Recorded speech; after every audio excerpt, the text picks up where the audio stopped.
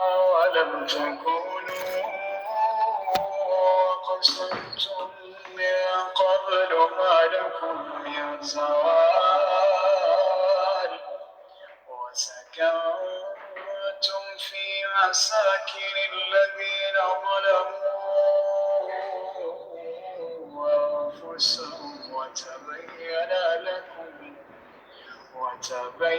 لكم كيف فعلنا بهم وضربنا لكم الأمثال وقد مكروا مكرهم وعند الله مكرهم وإن كان مكرهم لتزول منه الجبال فلا تحسبن الله مخلف وعده رسله إن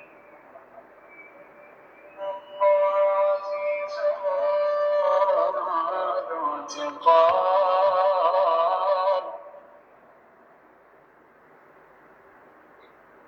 صدق الله العظيم.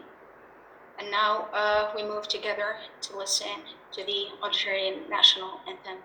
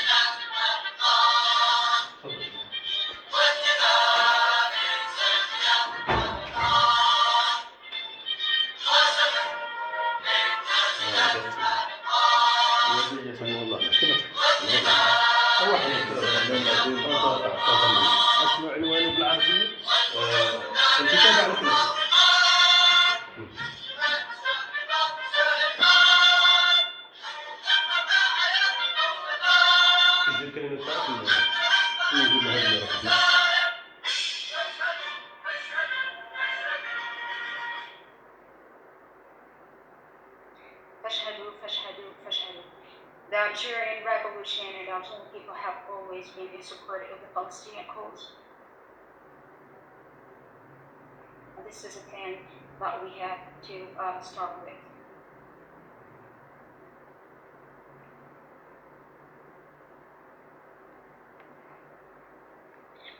So dear participants, dear attendees and guests, we thank you again for being in here and joining us in paying tribute to the Palestinian cause. Especially in the context of what's going on now in the world. I think it's a case that deserves attention, that deserves hard work, and that deserves tribute. We thank you again and welcome you on board. So I would have liked to tell you the story of a nightingale who died. I would have liked to tell you the story had they not slipped my lips. These words are coming from Samih al-Qassem in his own poem, Slit Lips. Street graffiti in different Palestinian neighborhoods and cities, from Ramallah to al Khalil to Gaza and Jerusalem, tell the world about the tragedy of an occupied land and a dream of returning to one's home. Slogans like "No peace without justice, no justice without return." We all bleed the same color, and dear tourist, this land is called Palestine. Remind us of the daily struggles Palestinian men, women, and children have been enduring for more than 7 decades. In the face of world silence and complicity. Yet, despite the passing decades and the recurring tragic events, the Palestinian cause has remained, quote, the one undomesticated, the fierce national anti-colonial cause still alive, in the words of Edward Said. It remains the revolutionary cause, which reminds us that men die and revolutions tremble, but ideas and aspirations persist. To break this silence, Palestinian authors, poets, artists have devoted their literary spaces to picture the Palestinian experience from behind imposed blockades and checkpoints. Their works carried with them the spirit of olive fields, lemon trees, kuffias, children's playgrounds, and evening tea chats, which speak of a deep-rooted historical memory that no colonial force can wipe out.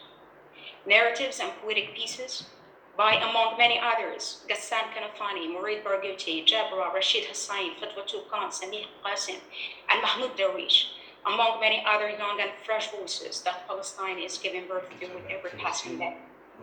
Writers who speak of the pain of a people who have become accustomed to, quote, reading the tragedy and the comedy on the same page, in the same event and in the same treaty, in the same speech, in defeat and in victory, in weddings and funerals, homelands and exile, in the words of Mourid Barghouti in his work, Saw Ramallah. Even though this cause has marked our lives in different ways over the decades, and since we were children, performing about Palestine in school contests and ceremonies, since October 7, 2023, the Palestinian story took a more tragic and equally devastating turn. Since October 7, more than 23,000 people have been killed in Gaza, including 13 Palestinian poets and 68 journalists. And this shows why the word with capital W has always been perceived as dangerous in revealing the atrocities of the colonial rule. The global response to the tragedy has resonated from widely dispersed corners.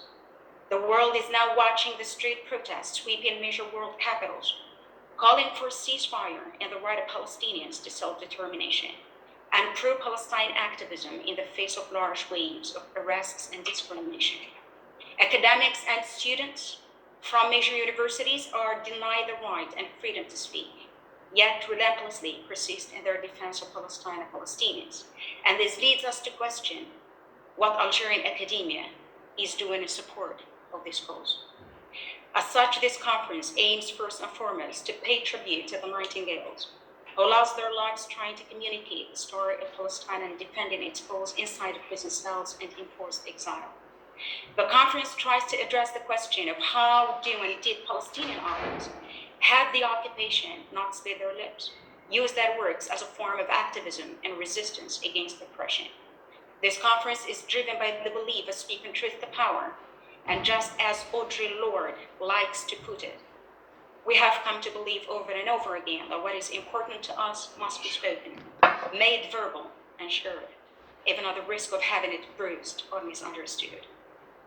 A number of Algerian universities are represented in this conference trying to pay tribute to the Palestinian cause, including Tamanrasset University, the host of the event, Mourid Barghouti University, Mohammed Boudiaf University, Skikda University, Mascara University, the University of Umbwagi, Algiers University, Mohammed Bouguera University of Boumerdès, Mohammed Lamine Baghin University of Sétif, and the Anas of Bouzalia. After the keynote lecture, a series of 4 panels will follow. The papers to be presented have responded to the conference's theme of writing Palestine and its diaspora in manifold ways.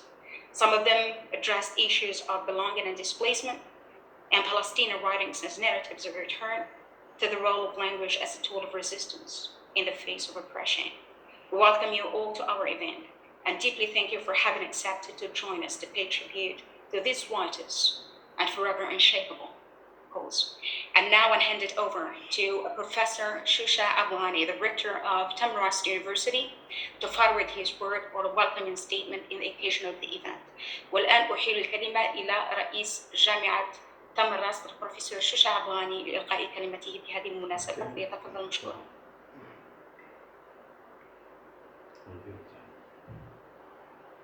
شكرا جزيلا. بسم الله الرحمن الرحيم والصلاة والسلام على أشرف المرسلين. Good morning to everyone. السادة الحضور، يطيب لي في بداية أن أرحب بكل الحضور أساتذة وطلبة متمنيا لكم التوفيق والسداد. شكرا لكم اختياركم هذا الموضوع الذي يصب في نصرة قضية الفلسطينية التي تشغل بال كل جزائري بل كل إنسان ذو ضمير حي. أيها السادة الحضور، إن الحديث عن فلسطين اليوم وما تعانيه من جرائم في ظل صمت دولي رهيب يحتم علينا اليوم وأكثر من أي وقت مضى أن نجعل من نصرتها واجب إنساني، وأن لا نفوت الفرصة للحديث عما يعانيه هذا الشعب الأمين. شكرا للسادة المنظمين على حسن اختيارهم هذا الموضوع. ربما نشاركوا بنسبة ضئيلة ولكن أضعف الإيمان، سائلين المولى القدير أن يبارك في جهودكم وأن يوفقكم للخير. المجد والخلود شهدائنا الأبرار، والسلام عليكم ورحمة الله تعالى وبركاته، وبالتوفيق إن شاء الله. إن شاء الله. شكرا جزيلا بروفيسور شوشة على هذه الكلمة الطيبة، وشكرا جزيلا لحضورك ومساندتك اليوم في هذا المؤتمر. والآن أحيل الكلمة إلى نائب عميد كلية الآداب واللغات بجامعة تمراس السيد الأستاذ بن يحيى عمار لإلقاء كلمته بهذه المناسبة، فليتفضل مشكورا. بسم الله الرحمن الرحيم. بسم الله الرحمن الرحيم، والصلاة والسلام على أشرف المرسلين سيدنا محمد وعلى آله وصحبه أجمعين. يطيب لي في هذه الأسبوعة المباركة أن أقدم كلمة فيما يخص هذا الملتقى المبارك الذي يختص السادة الأساتذة بتناول القضية الفلسطينية، وهي قضية الساعة، وقضية لها جذورها التاريخية ولها مبادئها. أجدد شكري لجميع القائمين على هذا الملتقى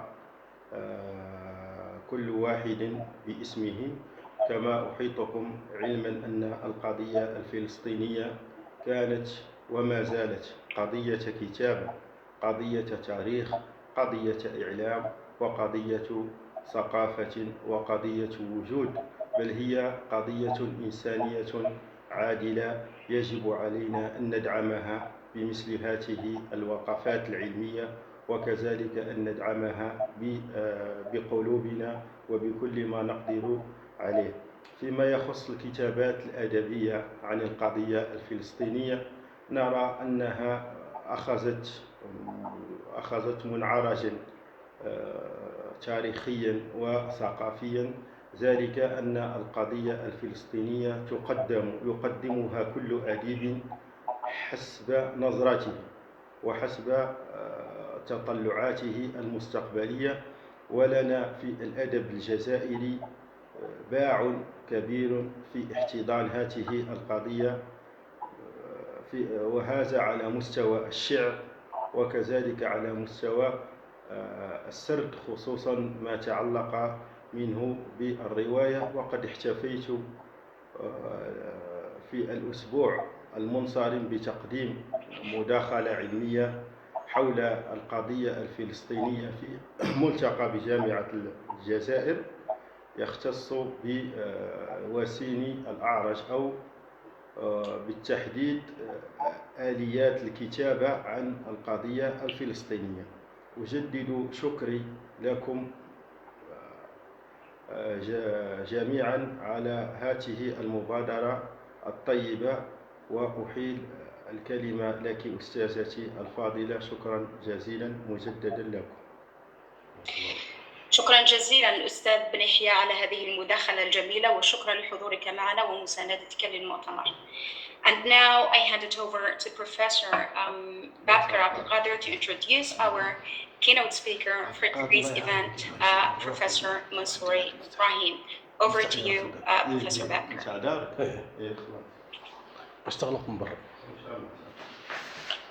Good morning, everyone. Assalamu alaikum.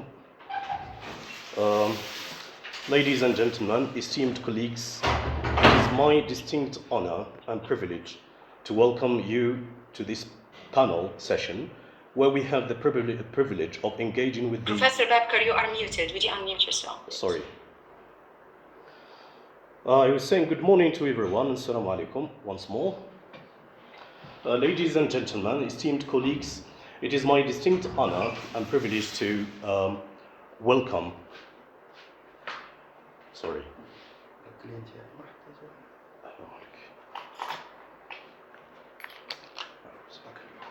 Okay. Sorry. Ladies and gentlemen, esteemed colleagues, it is my distinct honor and privilege to welcome you to this panel session, where we have the privilege of engaging with the thought-provoking keynote lecture entitled The Question of Palestine, Historiography, delivered by esteemed Professor Brahim Mansouri. Before we delve into the discourse that Professor Mansouri has prepared for us, allow me to offer a brief insight into this distinguished career and scholarly contributions of our keynote speaker. Professor Brahim Mansouri stands as a luminary in the realm of academic inquiry, holding a doctorate in British civilization from the University of Oran, Algeria, and in 2007, with over 2 decades of academic experience, Professor Mansouri has served with the distinction as a professor and researcher at the University of Algiers too. His expertise in Anglo-Saxon cultural studies is evidenced by his extensive publications and mentorship of numerous theses and dissertations. Professor Mansouri's leadership acumen is equally impressive, having assumed various pivotal roles within academia, including Department Chair, Master Program Director, and Dean of the Faculty of Foreign Languages at Algiers too. As someone who had the privilege of being under his tutelage during my formative years, I can personally attest to Professor Mansouri's unwavering commitment to teaching and the transformative impact of his enlightening sessions. Today we gather here to engage with Professor Mansouri's insights on the historiography of Palestine, a topic of profound significance and enduring relevance. As the session chair and discussant, I'm particularly excited about the opportunity to facilitate our discussion and glean insights from his scholarly expertise.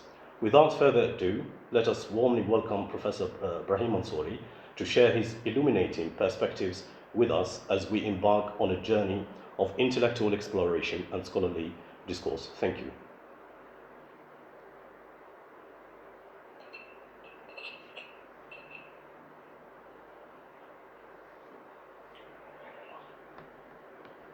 Assalamu alaikum. Good morning, everybody. Wa alaikum assalam. Thank you, Professor, for these heartwarming words. First, allow me to thank the organizing committee for this initiative. I think it is the least we can do for Gaza, for the people of Palestine. As the title of your conference, okay, I would like to tell the story, had you not slit my tongue. I think I, as a human, as an Algerian, as an Arab, I cannot remain silent. Absolutely. I would like to tell the story. That is why I have chosen the question of Palestine, historiography. Let me remind you that the issue of Palestine is very complex. Hence, I would like to start by quoting Norman Fairclough.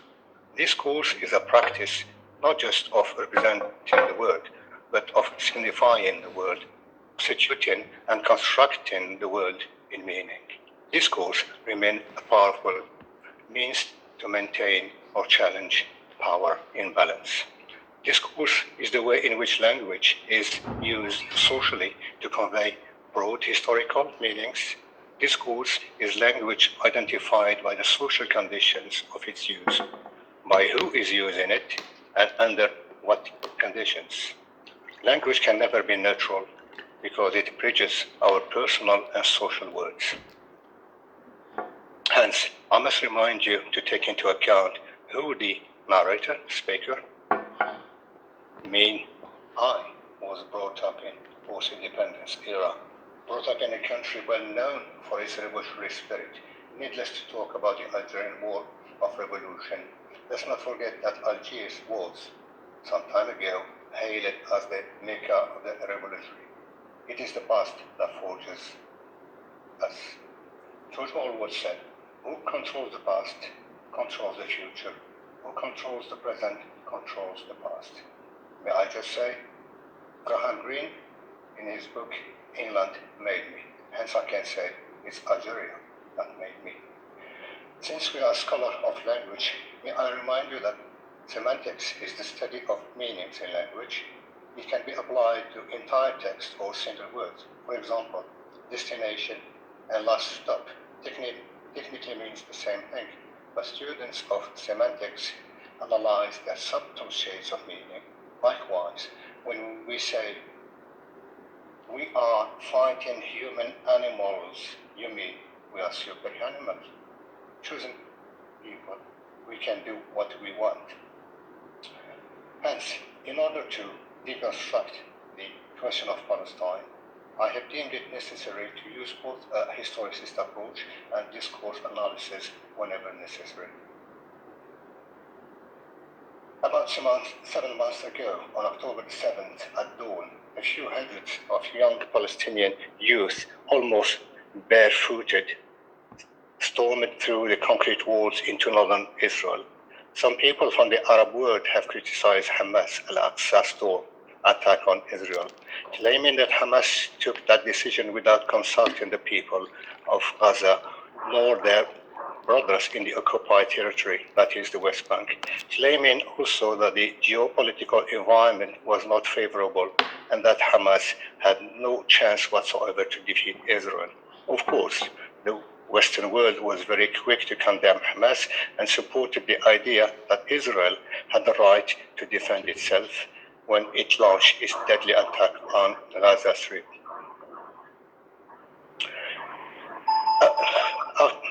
After about almost 7 months, okay, I remember 7th of October, of sea, land, and air heavy bombardment, it seems that wiping Gaza out of the Earth's surface could be the final solution to Israel's problems with Hamas. Hamas, a movement that advocates resistance to Israel's occupation of their land, Palestine. Making reference to the final solution might sound as anti-Semitism. Well, anti-Semitism and Zionism, I mean, you could perhaps look at the Havara Agreement of 1943, whereby Zionists and Nazis made an agreement. But as that agreement could not be met, Hitler chose the final solution. Let's not also forget that Netanyahu, Israel's inhuman response to Hamas' Al-Aqsa storm attack, the Israeli Defense Minister, Yoav Gallant, said, "I have ordered a complete siege of the Gaza Strip. There will be no electricity, no food, no fuel. Everything is closed. We are fighting human animals. We are acting accordingly." Does he mean that Israel is acting as savage beast? Or are they as chosen people, as a hegemon? They can do whatever they want? In order to clarify a few points of the pressing question and the Arab-Israeli problem, it is necessary to look at the roots of the conflict from its genesis, that is, the Balfour Declaration of 1917. Then perhaps look at the UN Partition Plan of 1947, Nakba, and the different Arab-Israeli wars, 67-73, Camp David, Oslo Accord, and of course the geopolitics of the 1990s after the fall of the Wall of Berlin. First, let's look at the Balfour Declaration. The Balfour Declaration was an evil event. Some believe that the declaration was made in order to settle a huge debt with Christian civilization owed to the Jewish people, whom it had persecuted for centuries in almost every country of Europe. Leonard Stein, in his mastery book, The Balfour Declaration, believes that the declaration was the work of hard-headed pragmatics, primarily motivated by British imperial interest in the Middle East. According to Ramallah historian Avi Shleim, a British Israeli, the Balfour Declaration and its consequence, there are two main schools of thought. He cites Leonard Stein's conclusion. It was the activity and skill of the Zionists, and in particular Dr. Chaim Weizmann, who induced Britain to issue the declaration addressed to Lord Rothschild, that is Lionel Walter Rothschild, who was de facto head of the British Jewish community, serving as governor of the Board of Jewish Deputies in Britain. The British thought a declaration favorable to the idea of Zionism was likely to enlist the support of the Jews of America and Russia for the war effort against Germany. James Galvin, a Middle East history professor, claiming that issuing the Balfour Declaration would appeal to President Woodrow Wilson, to closest advisor who was Zionist. It was also the desire of Britain to exclude France from Palestine. Let's not forget Sykes and Sykes-Picot. Sykes did not want a European power or an Arab state alongside Egypt. He wanted the Zionist right on the Egyptian border. It was important to British interest. Britain wanted Palestine, needed the Zionists, and courted them. Dr. Chet Wasman and others happened to come her way. One may quote Lord Robert Cecil from the Foreign Office.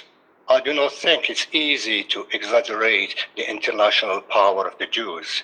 They are a very strong and enthusiastic organization, more particularly in the United States, who are fervent in the matter.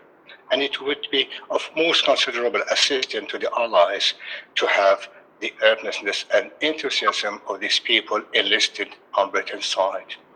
In fact, the Zionist drive for the declaration was encountering resistance both from the Jewish side and from the cautious and skeptical British civil servant. Lord Edwin Montagu was not happy with the idea of giving Palestine to the Zionists. Montagu claimed that the majority of the British Jews were anti-Zionist.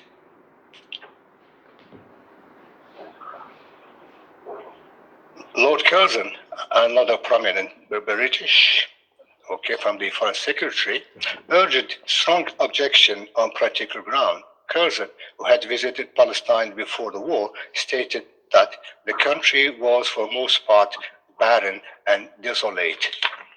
A less propitious seat for future Jewish race could not be imagined. Moreover, and this seems to have been more urgent story, how was it proposed to get rid of the existing majority of Muslim inhabitants and to introduce the Jews in their place? In any case, how many Jews would actually wish to come to Palestine, and how could they earn their livelihood? He suggested that granting Jews already in Palestine equal civil and religious rights was quite sufficient. Repatriating the Jews on a large scale was sentimental idealism. Edwin Montagu, who was opposing the idea, was sent to India, and there was little opposition. Curzon objections were not taken into account. And on the 2nd of November 1917, Balfour sent to Lord Rothschild a declaration that bears his name, describing it as a declaration of sympathy with the Jewish Zionist aspiration. The Balfour Declaration reads, and I think most of you know, His Majesty's government view with favor the establishment in Palestine of a national home for the Jewish people, and will use all its best endeavors to facilitate the achievement of this object, it being clearly understood that nothing shall be done which may prejudice the civil and religious rights of existing non-Jewish community in Palestine, or the right and political status enjoyed by Jews in any other country. As you may see, a very ambiguous declaration, and there's no reference to political right of the indigenous people. And of course, he spoke of Palestine. Palestine existed. Palestine will exist, inshallah, very soon. Verity, another historian, asserts that Weizmann was simply a convenient tool in the hands of the British policymaker. His detailed and sophisticated analysis of the data led him to conclude that Weizmann's role was incidental. He clearly demonstrates the long-standing British interest in Palestine and the specific reason leading the British government to make a public statement on behalf of the Zionists. Indeed, had there been no Zionists in those days, the British would have had to invent them. The British had their own reason for granting the declaration. Not many historians have agreed with this conclusion, and for good reason. The factors leading to the Balfour Declaration are so complex and intertwined, there is little doubt in the mind of most scholars who have occupied themselves with the origin of the Balfour Declaration that it was meant first and foremost to serve British interests. Evidence suggests that if the British used the Zionists for their own personal purpose, the Zionists also used Britain. They needed each other and they benefited from one another, at least in the short term. Not many are aware that there were other pro-Zionist declarations that followed the Balfour Declaration, each given for a variety of reasons. Be careful, you might be surprised. There was a Serbian declaration on December 27, 1917, a French declaration on February 14, 1918, an Italian declaration on May 9, 1918, to mention but a few. Perhaps one of the most remarkable declarations was that issued by the Japanese in January 1919 in response to Weizmann's request. I quote, "The Japanese government gladly take note of the Zionist aspiration to establish in Palestine a national home for the Jewish people, and they look forward with sympathetic interest to the realization of such desire upon a basic proposed." Then, you should not be surprised why Japan does not condemn Israel. So, by a stroke of the imperial pen, the promised land became twice promised. It is well known that in 1919, Britain promised Hussein, the Sharif of Mecca, that they would support an independent Arab kingdom and its hero in return for his mounting an Arab revolt against the Ottoman Germany ally. The promise was contained in a letter dated October 24, 1915, from Sir Henry McMahon, the British High Commissioner of Egypt, to the Sharif of Mecca.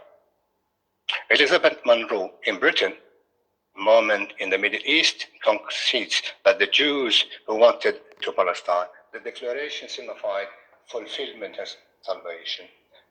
But she also knows that the declaration brought much ill will and complication. It is one of the greatest mistakes in our imperial history. Let's not forget that Palestine later on became what is called the wasp's nest.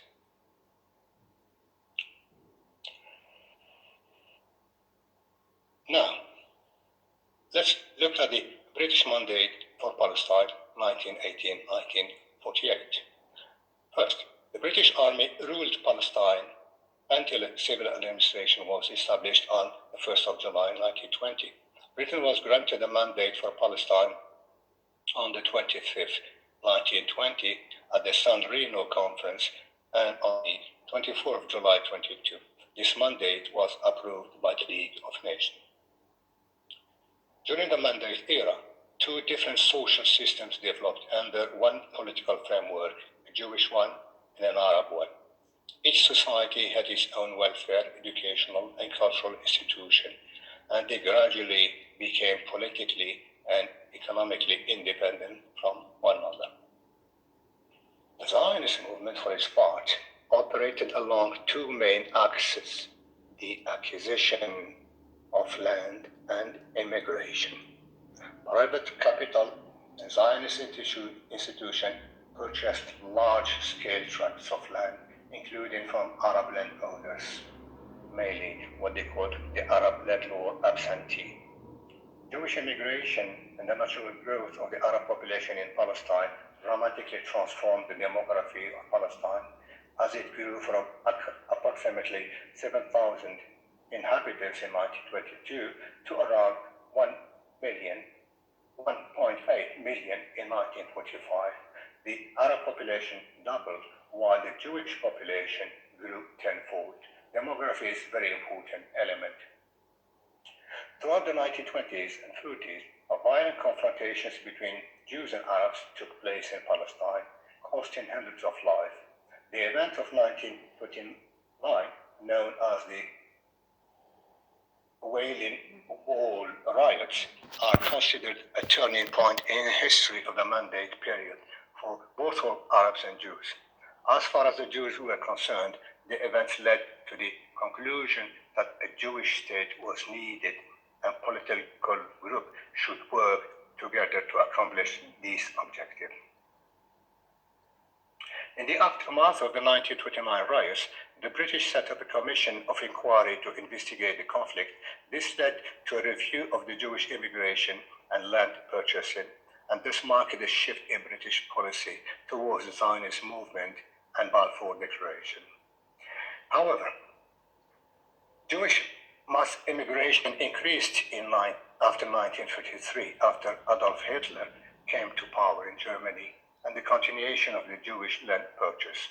Another revolt did not last until October 36, when diplomatic effort involving other Arab countries led to a ceasefire.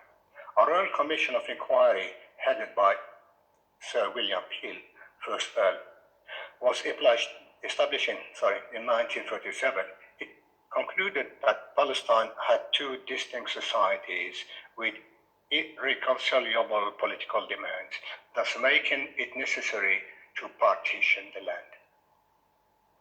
The Arab rejection of the Peel Commission led to the second phase in September 1997, when the Arab Higher Committee declined this recommendation and the revolt broke out again. Following the riots, the Mandate government dissolved the Arab Higher Committee and declared it an illegal body. Perhaps now we have a second phase in the British Mandate, trying to retreat from Palestine. The White Paper of 1939 stated that Palestine should be a bi-national state, inhabited by both Arab and Jews. Jewish immigration would be limited for 5 years, and any immigration required Arab consent. In addition, it called for restriction on land purchases by Jews. British authorities set a limit on Jewish immigration into Palestine, but Hitler's rise to power increased the number of people looking for refuge from Nazi Germany. Yet the options were limited due to increasing restriction and closed borders in Western Europe, that is. Zionist organization dealt with this situation by organizing illegal immigration to Palestine, which continued until British rule ended. The idea of establishing two states in Palestine to resolve the nationalist conflict that had emerged in the country was first proposed in 1937 by the Palestine Royal Commission, but was considered impracticable from the point of view of colonial policy. However, the idea of establishing two states was not abandoned and continued to be considered in British policy proposal throughout the late 30s and early 40s. British proposals to partition Palestine in the 90s remained on paper. Although the peace proposals were discussed in the League of Nations, they were not implemented, and the British government did not favor population transfer. Thus, British support for partition was reversed following a technical commission of inquiry that considered partition impracticable. Instead, its policy reversal appeared to be influenced by the publication of the Hussein McMahon correspondence that had promised the Arab a state of their own. However, as it acknowledged the national right of Palestine, which included acknowledgement of their right to establish an independent state in union with Transjordan and apply for the League of Nations membership. As you might expect, this was not implemented. And you should also expect that there was a Zionist response. So from 1959 to 1947, two Jewish organizations, the Irgun and the Sterngang, challenged Britain's rule over Palestine. Attacks on British troops were commonplace. Jewish terrorist groups joined forces against the British, while the Haganah concentrated on aiding illegal immigrants. Extremist groups such as Irgun and Stern mined roads, derailed, attacked British troops. On December 27, 45, Irgun killed 9 British servicemen. In December 46, Irgun, under the command of its leader, Menachem Begin, some of you might have heard, he was Israel Prime Minister in 1977. So Irgun bombed the King David Hotel, which housed British troops and administration, killing 91 people and wounded 45. Just between brackets, one may point out that the irony is that the British Prime Minister, Rishi Sunak, when he went to show allegiance to the State of Israel after the 7th of October attack, stayed at the King David Hotel. That was perhaps a sign of humiliating the British, in particular Rishi Sunak. Going back now, in the early 1940s, the Zionist political effort concentrated on their campaign for a Jewish army. They wanted it first for self-defense in Palestine, secondly, in order to take part in the war against Nazism, but last but not least, because they calculated that military achievement might be translated later in complete victory in Palestine. A publicity campaign for the establishment of a Jewish state in Palestine was waged by the Zionists in the United States. Zionist demand attracted the public support of central figures in the administration that was relatively new in the Middle East. American sympathy for the Zionist cause increased when, in the autumn 1942, the first authentic report of Nazi mass extermination filtered through the West. We may also call that the Israeli Zionists were going to use the story of the Holocaust. A lot to be said on this point later on, perhaps. Now we arrive to partition. As Britain could no longer manage the troubles in Palestine, the United Nations took over the mandate. In 1947, the United Nations General Assembly recommended the partition of Palestine against the wishes of the majority of its inhabitants. The partition plan allocated 55% of Palestine to a Jewish state. The plan was never implemented in the way it was foreseen.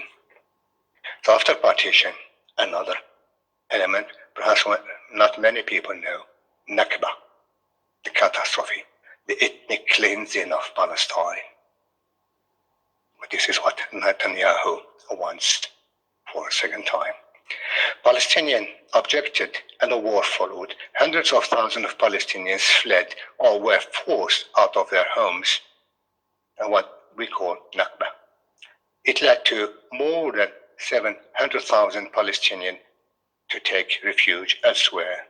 By the time the fighting ended and the ceasefire, Israel controlled most of the territory. Between 47 and 49, more than 750,000 out of a population of 1.9 million were made refugees beyond the borders of the state. Zionist forces had taken more than 78% of historic Palestine, ethnically cleansed and destroyed about 530 villages and cities. It killed more than 15,000 Palestinians in series of mass atrocities, including more than 70 massacres. How much do you see these in the Western media? Some of the most famous massacres that have been committed are Baldet al-Sheikh massacre on December 21, 47. You have Dar Yassin massacre, April the 9th, 1948.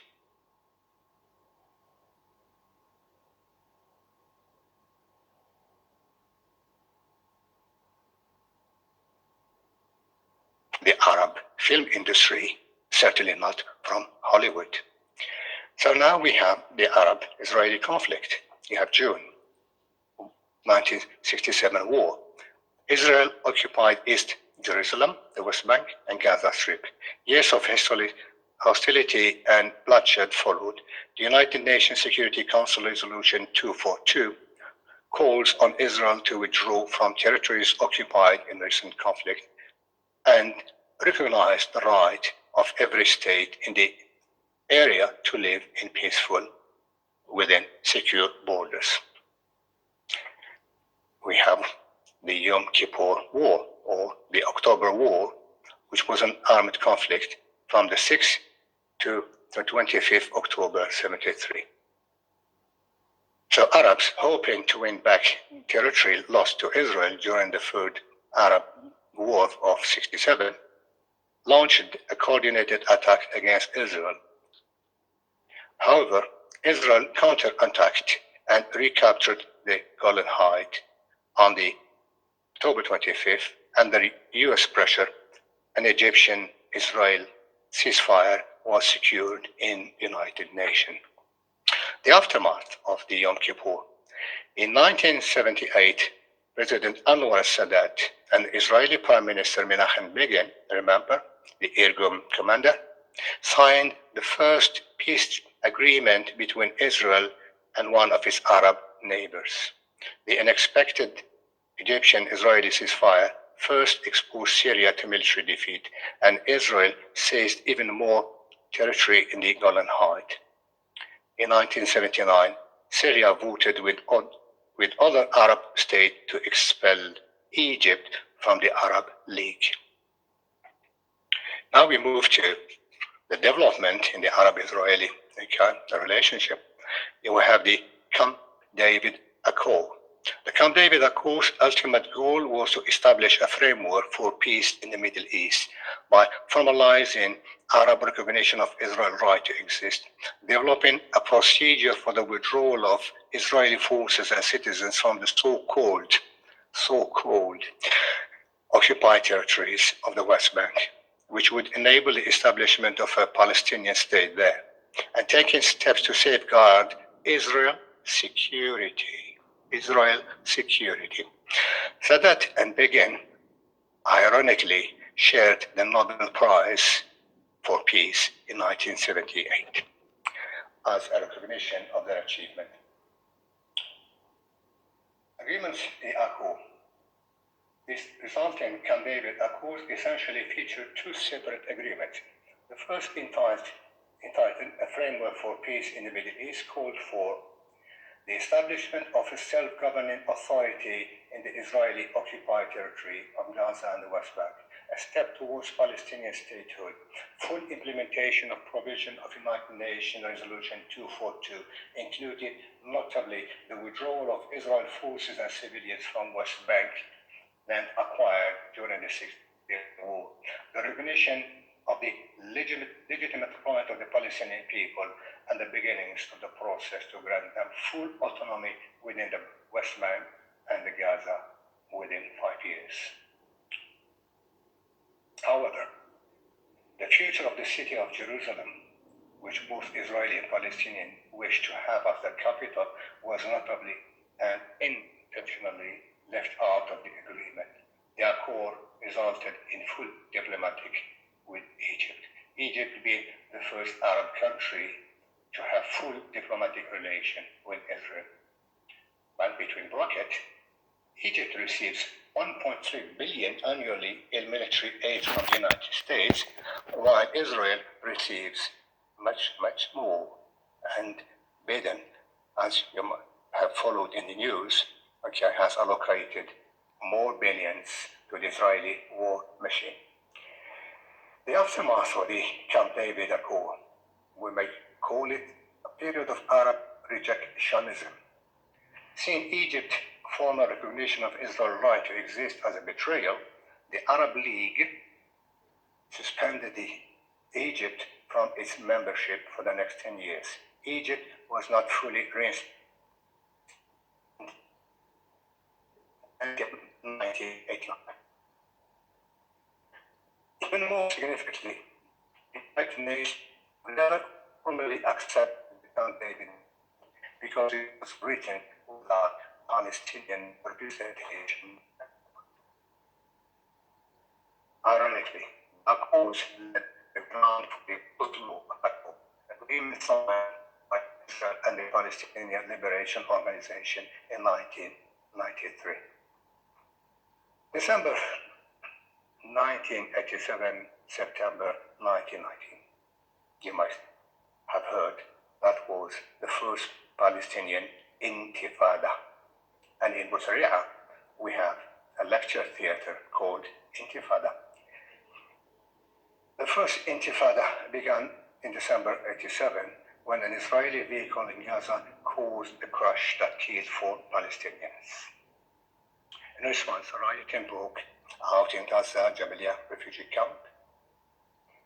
With that, the first Intifada had begun, and the uprising spread to the occupied West Bank in the face of Israeli crackdown, international condemned for being excessively violent. The Intifada ended in September 13, 1993, when Israel and the Palestine Liberation Organization signed the Oslo Accord, which provided a framework for peace negotiation. Israel accepted the PLO as the representative of the Palestinian, and the PLO renounced armed resistance and recognized Israel's right to exist in peace. Perhaps between brackets, the PLO was for quite a long time seen as a terrorist organization. And the PLO renounced armed resistance and recognized Israel's right, I think it was in Algiers in 1988. But for some Palestinian groups like Hamas and Islamic Jihad, said the deal gave away the right to reclaim Palestinian land sites from them by Israel in 1948. It was said, and I think and I hope, we might say more about him. A Palestinian American academic and activist believed that the Oslo Accord showed the truly astonishing proportion of the Palestinian capitulation from the PLO leadership. It was said a long critic of Israel's policies towards Palestinians was a leading voice against the Oslo peace process and Yasser Arafat's rule in the Palestinian Authority. According to Edward Said, the Oslo Agreement laid out a risky path to peace. Palestinian minimum demands were not satisfied, and the agreement did not contain an effective mechanism to enforce their implementation. That's the main point, a mechanism to enforce their implementation. Edward Said refused to recognize the engagement in the peace process offered Palestinians much more than this limited initial withdrawal. Said argued that the Palestinians received only a small percentage of their land. No serious observer could have argued that Arafat had traded Palestinian rights for Jericho and Gaza Street, when it was obvious that these were simply the first in an envisioned series of Israeli pullbacks. Nor was it serious to claim after the second stages of the Israeli pullbacks from Gaza. In The Mirage of Peace, Said explains that the emergence of Hamas and Islamic Jihad are part of a continuum protest against the inequities of the peace process and should be understood as such. That suicidal missions and acts of defiance, principally refusal to accept the crippling conditions of Israel occupation and Palestinian Authority collaboration. In fact, these groups had emerged and reached the height of their popularity before the Oslo Agreement. Maybe a short bibliography of this is sent. It was said, was born to a healthy Palestinian family in Jerusalem, graduated from Princeton and Harvard University. Said is recognized literary scholar before the publication of Orientalism, 1978, the book that changed the landscape of cultural criticism, launched new fields of study, post-colonial studies, and challenged Western representation of non-Western people. In 1997, he was elected an independent member of the Palestinian National Council, the Palestinian Parliament in exile. He resigned from the council in 1993 in protest of the securitization damaging substance of the Oslo Accord, which he believed would never lead to Palestinian self-determination and would instead turn the Palestinian leadership simply into Israel voices of the occupation. Said's work has been translated in many books. To quote some of his books, we have The Question of Palestine, Culture and Imperialism, and of course, Blaming the Victim, and last but not least, the media coverage of Islam. Yeah, right, covering Islam. Back to the Oslo Accord. The Oslo Accords were a set of separate agreements, signed by the government of Israel and the leadership of Palestine, established to create. The Oslo Accords were noteworthy in that PLO agreed to formally recognize the state. That's perhaps what the West wanted, is the recognition of the state of Israel, and in turn allow the Palestinians some form of limited self-governance in Gaza and the West Bank. We have the second Oslo Accord of 1995, which included discussions of the future governance of the city of Jerusalem. Both sides claimed it as their respective capital, as well as issues concerning borders, security, and the right, if any, of Israeli settlers in the West Bank. Israeli settlers in the West Bank is perhaps one of the crucial issues. A protocol for free elections for Palestinian Authority leadership was also established. Oslo II gave the Palestinian Authority, which oversees Gaza and the West Bank, limited control over part of the region, limited control, that is, yes, while allowing Israel to annex much of the West Bank, and established parameters for economic and political cooperation between the two sides. As part of the treaty, for example, both sides were prohibited from inciting violence against each other. Israel, ironically, also collects taxes from Palestinians who work in Israel but live in the occupied territories, distributing the revenues to the Palestinian Authority. They can stop doing this. Israel also oversees the trade of goods and services into and out of Gaza and the West Bank. Of course, there were aftermath of the Oslo Accords, but the momentum gained from the ratification of the Oslo Accords was short-lived. In 1998, a Palestinian official accused Israel of not following through on the troop withdrawal from Gaza and Hebron, as stated in the Oslo Accord. Besides, the initially having slowed down settlement construction in the West Bank at the request of the United States, the building of new Israeli housing in the region began in earnest again in the early 2000s. Hence, you expect a second intifada, September 2000, February 2005. It happened when Ariel Sharon, the butcher of Sabra and Shatila in Lebanon, who was a prime minister at the time, visited the Temple Mount, and it's this that led to violence on both sides, that dashed any hope of lasting peace, and the Israeli and Palestinian have not held substantive negotiations since. Israel plans of unilateral disengagement from the Gaza Strip, put forward by Prime Minister Ariel Sharon, was carried out on the 15th of August 2005.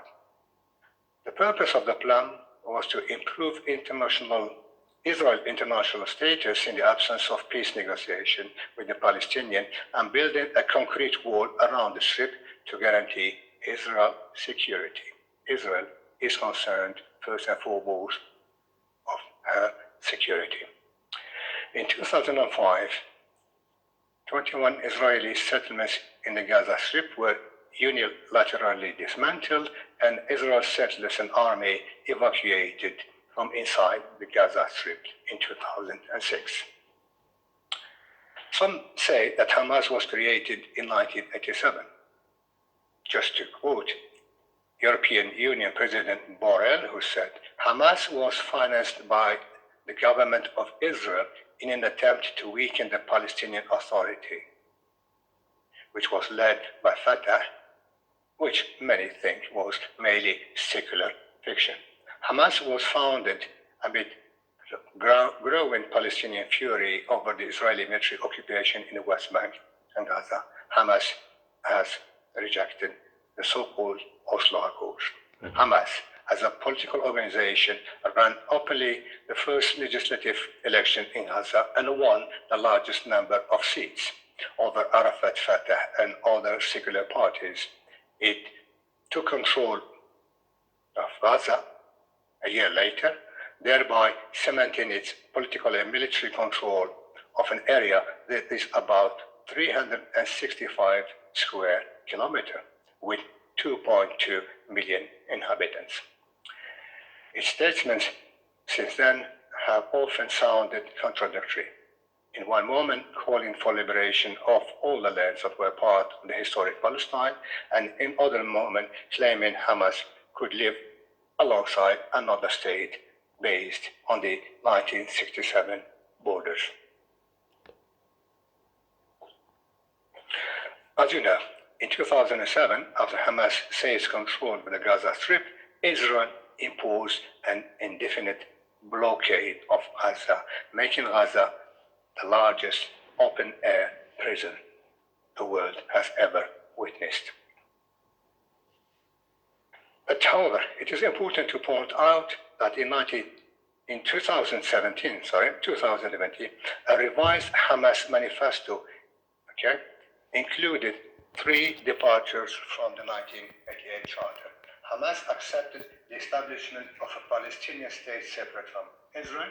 Hamas considers the of June 1967 with the